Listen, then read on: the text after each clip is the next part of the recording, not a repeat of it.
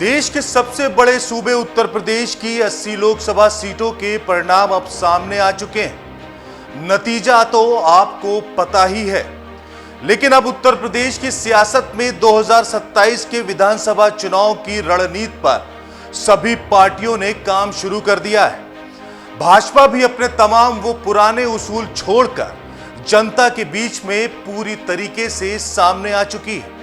वहीं समाजवादी पार्टी 80 सीटों में 37 सीट जीतकर अपनी अलग पहचान बना चुकी है। लेकिन सवाल यही है कि अब मायावती की बहुजन समाज पार्टी की 2027 के विधानसभा चुनाव में क्या रणनीति है। सवाल यही है कि हाशिए पर जा चुकी मायावती की पार्टी बसपा अब किस स्ट्रैटेजी के जरिए यूपी में अपनी जमीन तैयार करेगी।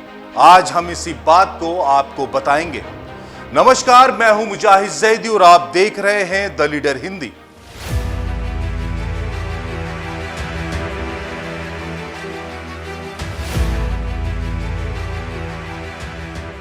लोकसभा चुनाव के दौरान सीतापुर की रैली में भाजपा पर तीखे हमले के बाद आकाश आनंद पर एफआईआर दर्ज हुई।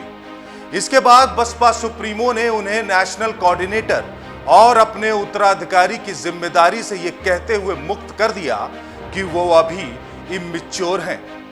लेकिन 47 दिनों के भीतर जिस तरह से उन्हें उनके पुराने पद वापस कर दिए गए हैं, उससे यही कयास लगाए जा रहे हैं कि आकाश अपने पुराने तेवर में ही वापस आएंगे, क्योंकि बसपा को उसी में अपना भविष्य दिख रहा है। नगीना से चंद्रशेखर आजाद की जीत के बाद तो उसके मन में बिल्कुल यह शक नहीं रह गया कि दलित युवाओं को बुलंद आवाज ही आकर्षित करेगी। मायावती ने जब आकाश को अपना उत्तराधिकारी घोषित करके राष्ट्रीय समन्वय की जिम्मेदारी दी थी, तब से आकाश एक इमेज मेकओवर टीम के साथ काम कर रहे थे। वो टीम आकाश की पर्सनालिटी के पब्लिक परसेप्शन पर काम कर रही थी। सूत्रों के मुताबिक आकाश को इसी टीम ने इनपुट दिए थे कि दलित युवाओं की एक बड़ी जमात भाजपा की तरफ जा रही है। उसे अपने पाले में लाने के लिए तीखे तेवर दिखाने होंगे। उन्हें भाजपा की कमियों को बताना होगा ताकि वे भाजपा को विकल्प के रूप में देखना बंद करें। यही वजह थी कि पूरे चुनाव में भाजपा आकाश के निशाने पर रही।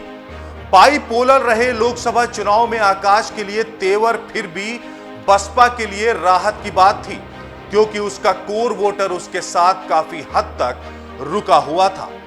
लेकिन जैसे ही आकाश को जिम्मेदारियों से मुक्त किया गया और उन्होंने प्रचार बंद किया, इसी के बाद तो बसपा के वोट पूरी तरीके से बिखर गए। इसका फायदा इंडिया ब्लॉक को भी मिला। वहीं बसपा का प्रदर्शन बिल्कुल फीका पड़ गया। अब सवाल यही है, क्या यूपी की नगीना सीट से सांसद चंद्रशेखर आजाद की राह पर आगे बढ़ेंगे आकाश आनंद?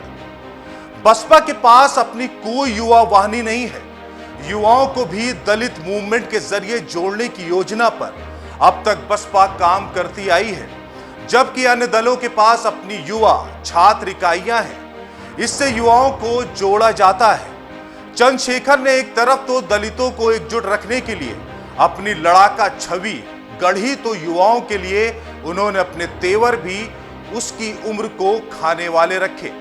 हालांकि चंद्रशेखर की पार्टी की अपनी छात्र इकाई भी है, लेकिन उसका विस्तार अभी इतना व्यापक नहीं है। सूत्रों के मुताबिक आकाश अब चंद्रशेखर की राह पर चलेंगे, यानी छवि एक ऐसे लड़ाका नेता की होगी जो कि दलितों की आवाज बनेगा।